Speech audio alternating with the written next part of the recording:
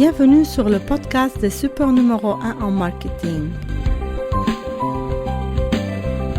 Mon nom est Aline Haddad, gestionnaire, entrepreneur et passionnée du marketing depuis plus de 25 ans. J'ai eu la chance d'accompagner des entrepreneurs dans leur succès dans plusieurs pays et depuis près de 10 ans maintenant au Québec. Bonjour, bienvenue à l'épisode numéro 1, le marketing au quotidien. C'est quoi le marketing? La majorité du monde pense que le marketing est la vente. Parce que la vente est la seule source de revenus dans ce système complexe qui est le marketing. C'est beaucoup plus compliqué que les gens pensent. Mais je ne veux pas vous effrayer ou vous compliquer la vie. Car certains essaient de simplifier ce système en disant que c'est un système de branding ou d'image de marque ou le persona, surtout maintenant avec le système digital. Il y a certains qui le mettent dans la section de la communication, de la relation publique, etc. Puis il y a ceux qui le mettent juste dans la tête du consommateur, donc tout ce qui est perception, neurosciences et etc. pour essayer de savoir qu'est-ce qui passe du côté du consommateur. Puis il y a d'autres qui le mettent dans la section de la vente, la promotion, etc. Mais le marketing, ça regroupe tout ça et beaucoup plus. D'après Philippe Kotler, le père du marketing, dont les livres sont enseignés dans les plus grandes universités américaines et au monde, et dont j'ai eu la chance d'étudier plusieurs durant mes études académiques, moi je vais vous ramener à la définition la plus importante que Philippe Kotler donne et qui résume tous ses livres. Philippe Kotler donne une définition qui résume tous ses livres, puis que j'aimerais toujours se référer à ça pour démontrer que le marketing n'est pas aussi simple. Donc, il définit le marketing en étant le mécanisme économique et social par lequel individus et groupes satisfont leurs besoins et désirs au moyen de la création et de l'échange avec autrui de produits et services de valeur. Vous pouvez imaginer comment est complexe ce marketing si on prend en détail chaque mot de cette définition. Lorsqu'il dit mécanisme économique et social, on sait que le côté économique, ça implique l'argent, et le côté social, ça implique les gens et les groupes. De là, je peux vous citer un acte du marketing qu'on vit au quotidien. Par exemple, en jasant avec votre collègue au travail, votre conjoint à la maison, ou n'importe quelle personne, ou même votre fils ou fille, si vous essayez de leur convaincre ou de leur passer une idée, vous faites du marketing. Je vous donne un autre exemple que vous vivez au quotidien comme acte de marketing. C'est, disons, vous cherchez un mot ou une information sur Internet. Vous allez aller sur Google, vous allez entrer le mot, puis vous allez chercher des informations concernant un produit, un sujet, une idée ou n'importe quelle information. Le fait de rechercher des informations, vous faites partie de du système AIDA, qui est la première étape pour avoir des informations concernant n'importe quel sujet, afin de poursuivre dans le système qui va aboutir soit à un achat, soit à un acte de votre part. Je n'en parle pas plus que ça dans cette section sur le système d'information dans la procédure de AIDA. On va les revoir dans d'autres épisodes prochainement. Je vais vous donner un autre exemple concernant le marketing au quotidien. Quand on va faire notre achat quotidien à l'épicerie, c'est un acte de marketing. Quelle épicerie choisir, quel produit choisir, pourquoi on préfère une marque sur d'autres.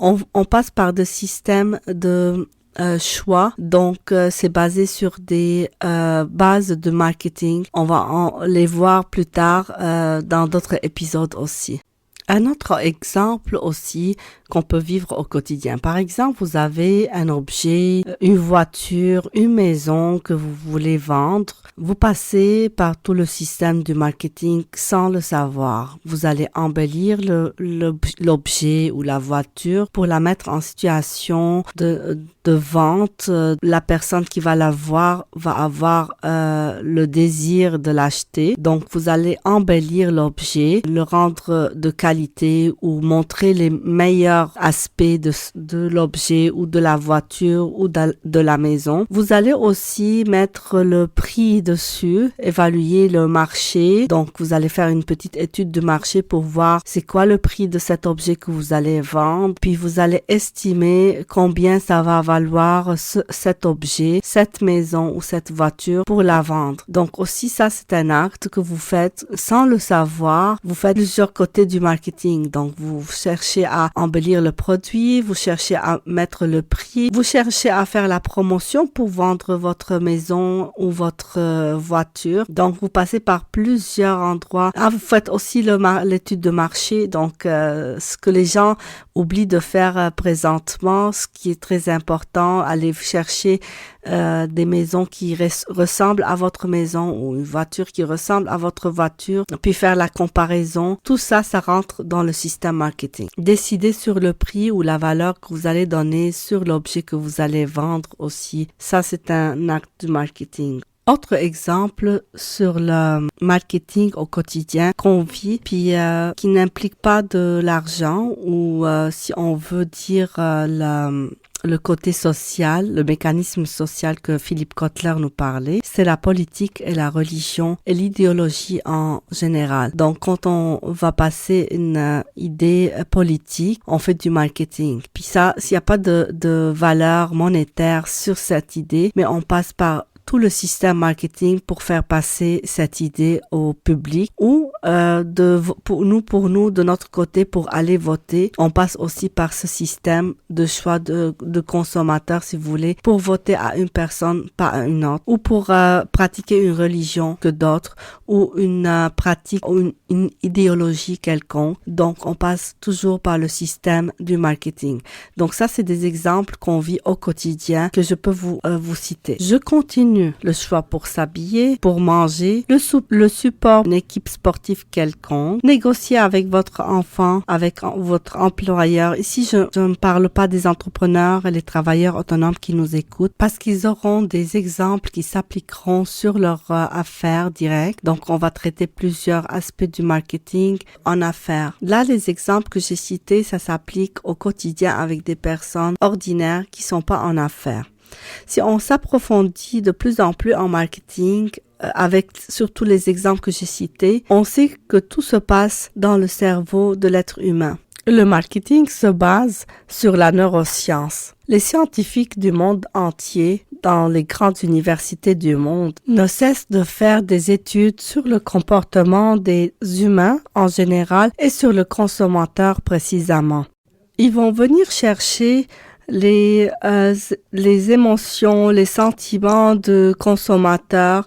Ils vont étudier les raisons sur lesquelles ils se basent pour prendre une décision quelconque, culturelle, sociale ou économique, ou parfois des préférences de couleurs, la vision, par exemple, quand un consommateur rentre dans une boutique où il regarde comment il circule dans le commerce. Tout ça, c'est des décisions qui se passent dans la tête de l'être humain. Donc, ils vont faire des recherches pour voir pourquoi ce consommateur va opter pour une décision, pas pour une autre. Ils vont étudier le comportement en général, l'effet de l'attitude, les sentiments, les émotions sur ces décisions, comment il va aller chercher ces informations, et puis comment il va agir en présence de certaines informations, c'est quoi la décision qu'il va prendre. Donc, puis le comportement cognitif qui vient souvent après l'acte d'achat ou l'acte de prendre une décision quelconque. Ici, je peux citer deux exemples déjà mentionnés dans cet épisode. Disons, j'ai fait un achat, puis arrivant chez moi, je trouve que je regrette cet achat ou j'aurais dû acheter quelque chose d'autre. Donc ça rentre dans le comportement cognitif qui vient après la vente. Un autre exemple aussi sur ça peut être, disons, un vote pour une certaine personne. Ah, j'ai voté, puis après le vote, j'ai regretté mon choix de vote. Donc ça, c'est deux exemples de comportement après l'acte de décision qu'on a pris, ou le cognitive dissonance, qui est les comportements cognitifs. Puis ça, c'est les scientifiques, ils travaillent beaucoup pour essayer de voir comment ça fonctionne. On va en parler encore plus en détail dans le prochain épisode qui est intitulé Le comportement du consommateur. On va faire une comparaison entre le relationnel et le digital. On va aller en profondeur.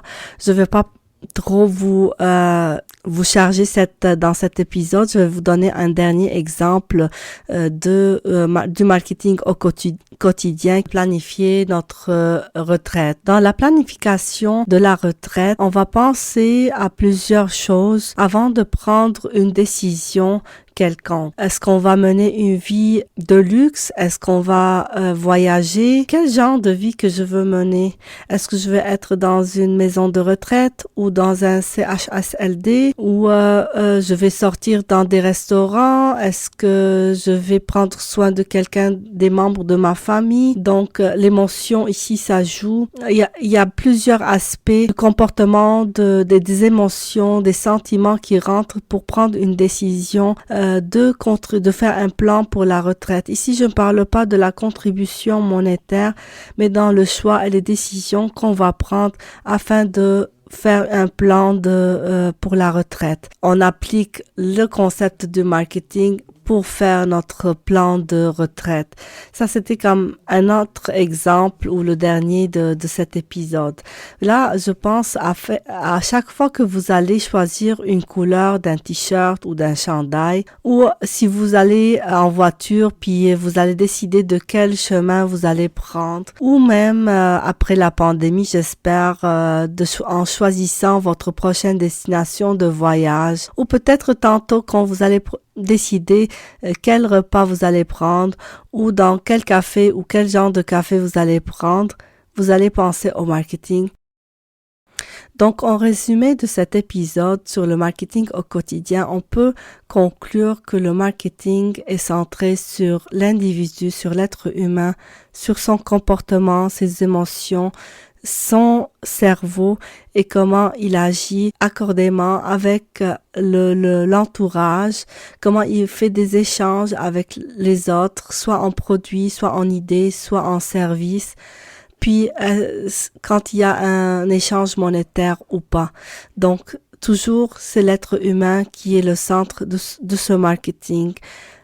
Puis comme c'est l'être humain puis c'est son comportement, on va dans le prochain épisode se concentrer sur ce comportement en détail pour voir comment le marketing, vraiment, quelles sont les théories en marketing qui s'appliquent sur le comportement du consommateur, soit en relationnel. On va voir avec le marketing digital que le consommateur ou la personne est de plus en plus importante. Les datas qu'on ramasse sur les consommateurs, comment ça affecte le marketing digital, c'est la base de ce système. Donc, je vous attends pour le prochain épisode, le comportement du consommateur. J'espère entre-temps que vous allez aimer cet épisode, le partager avec vos amis. Allez aimer les pages de Beritus Marketing et tous les médias sociaux. C'est Aline Haddad. Merci d'être là. À la semaine prochaine.